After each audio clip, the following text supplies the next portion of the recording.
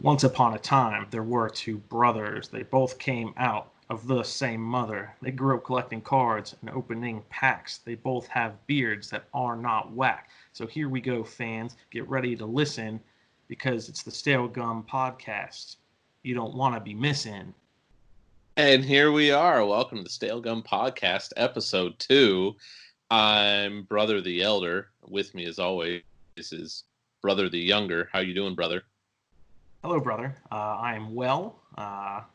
Hope everyone enjoyed that freestyle. Not a big deal. I have been known to moonlight as a slam poet at independent coffee shops around the Orlando area.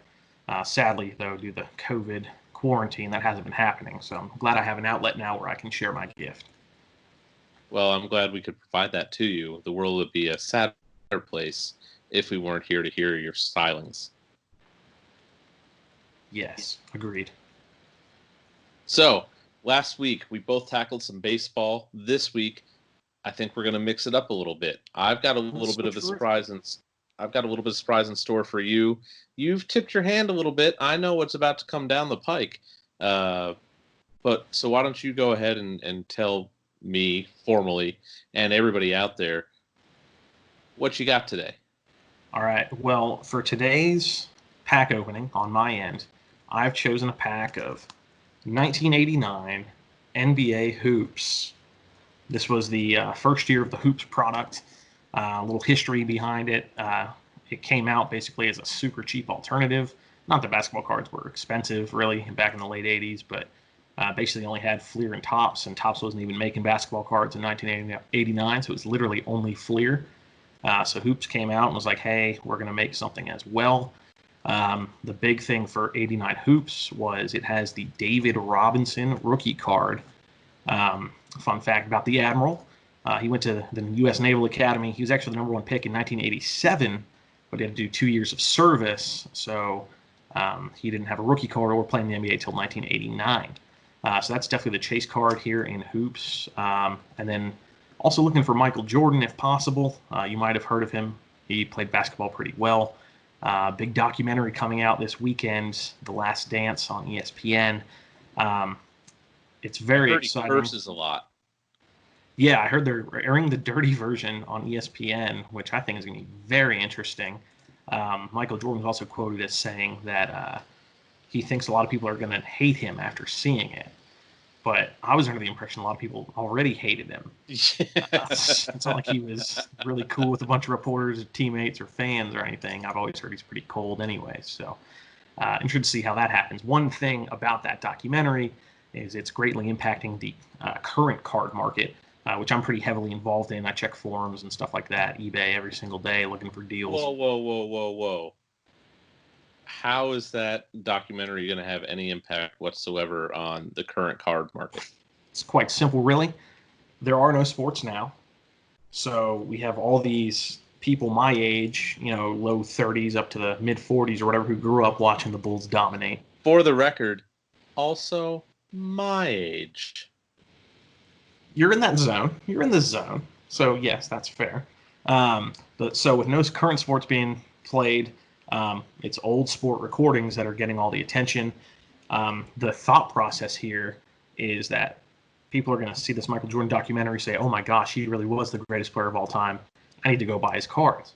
And it's already begun. It is insane what his cards are doing right now in the online secondary market. Cards that were literally could have had for $1 in the, maybe up to 2 months ago are now selling for $10, $15.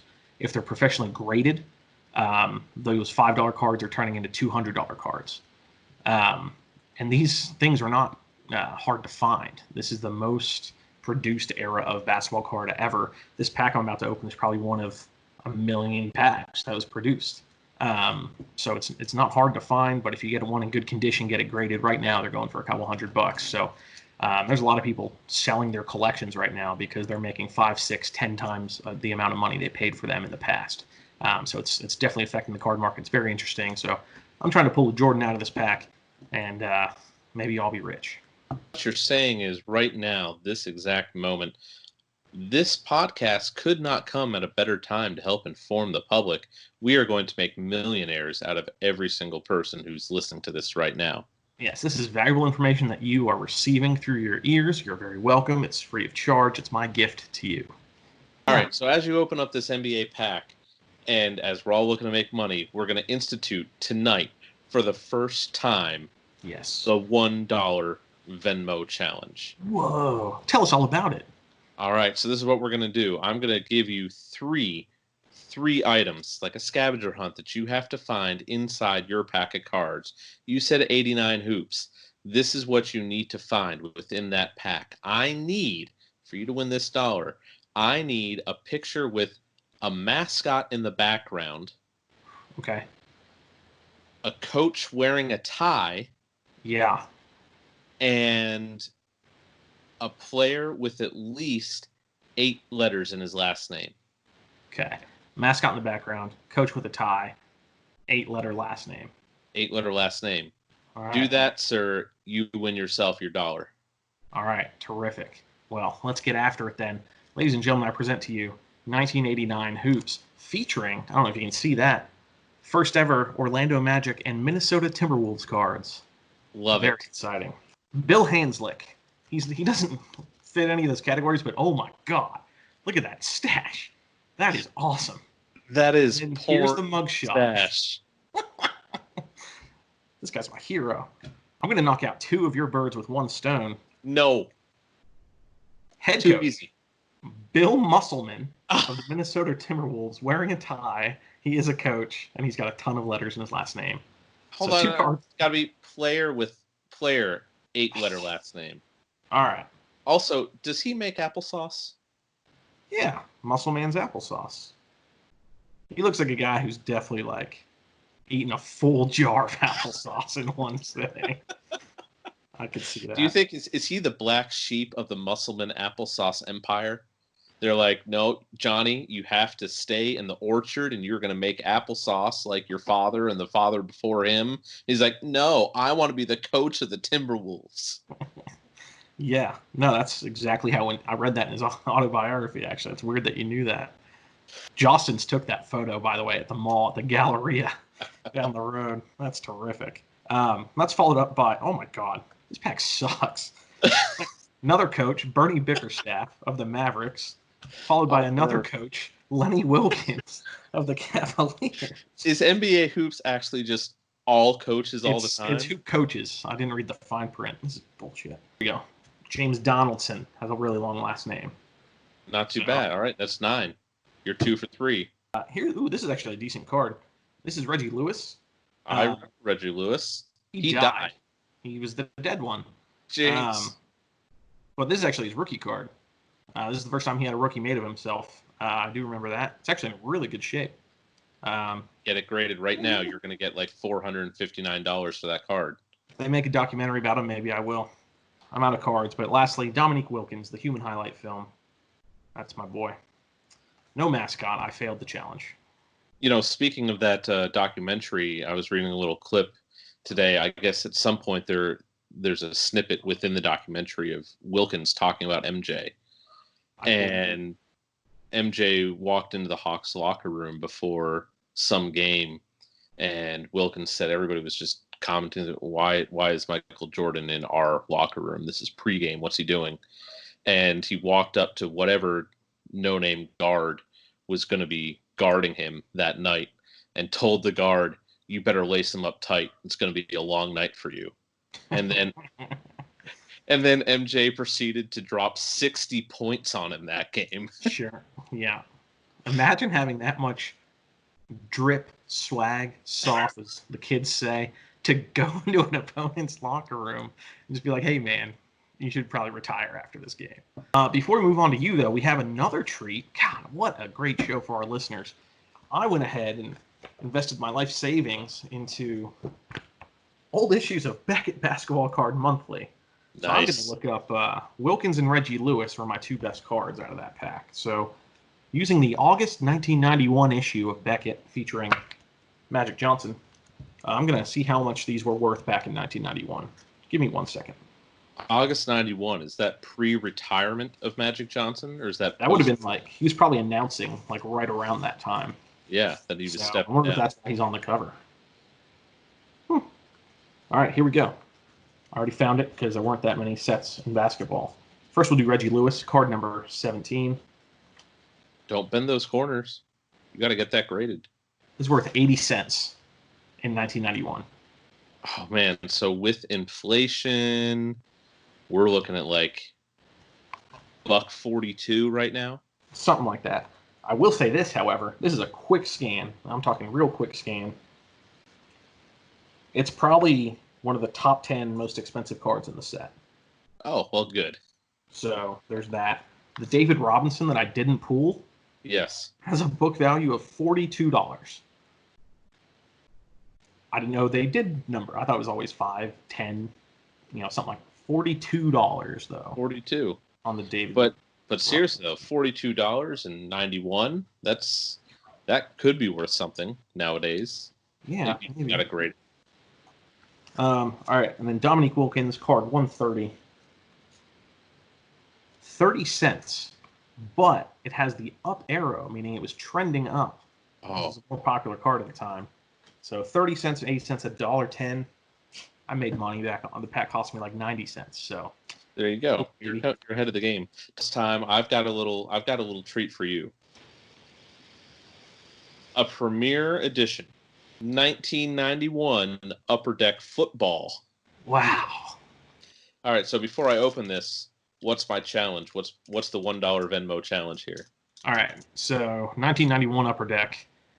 I can't emphasize enough how useless football cards were in the early 90s.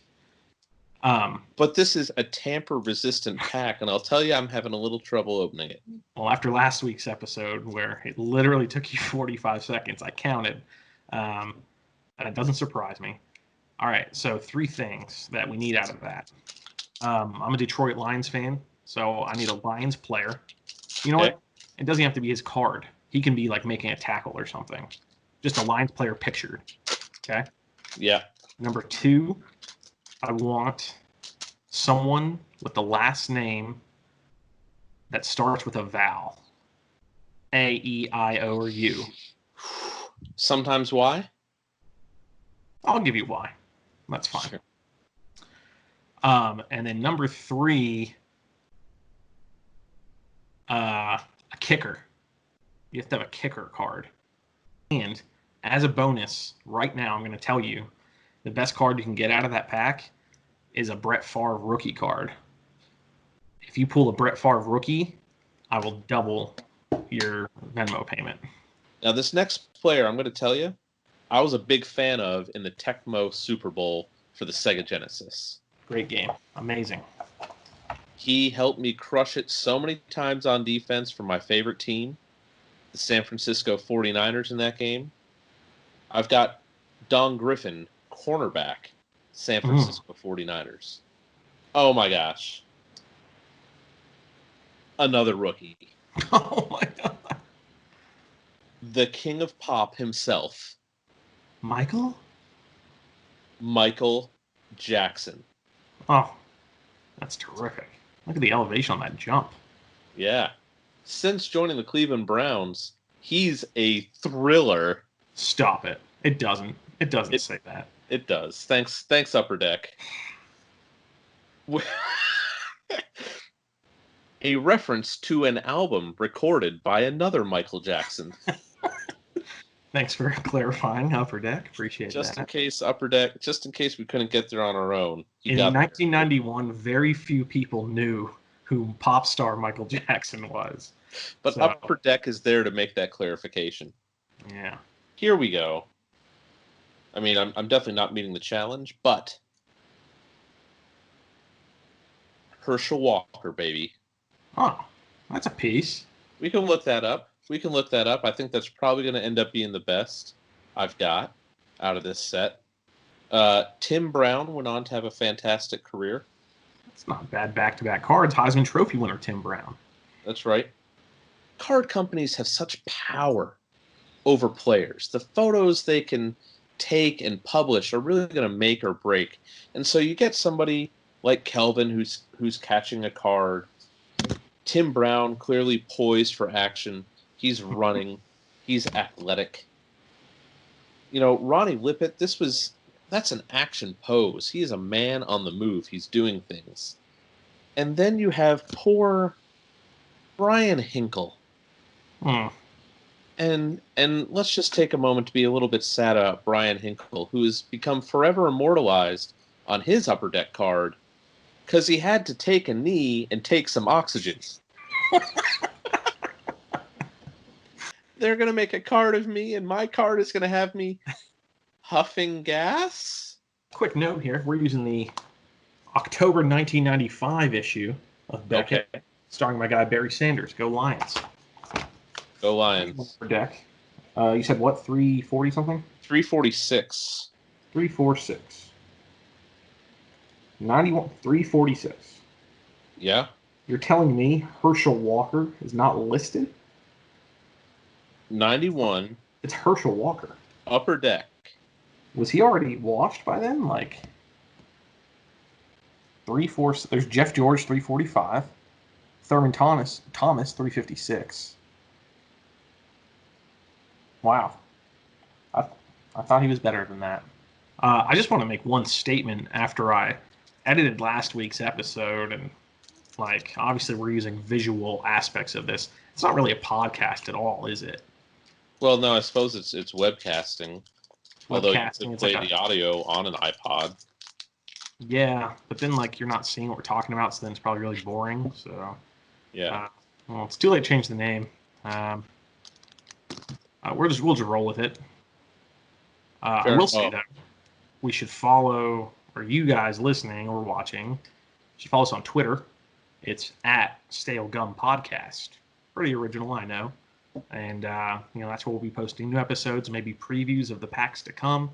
I think we're also going to take recommendations of stuff we can look for in packs, any sort of ideas we can do during the show. We are all ears. Our world is your world. We're here to serve. I just for fun, I brought with me another pack, a Topps 89. You're doing a twofer. So this is No, going to be a I'm lightning not round. going through the whole pack. I was really tempted, and I just want to see. What do you think? Should I do it? Stale gum. Put it in your mouth, dude. It's stuck to this card. Eat it really is. It really is crunchy. Oh, do you hear that crisp? Oh my God. Do it. Do it. It's crunchy. It's so bad. Chew through the pain. Do it. I'm going to make my 5-year-old do this as a punishment. Terrific. I can't.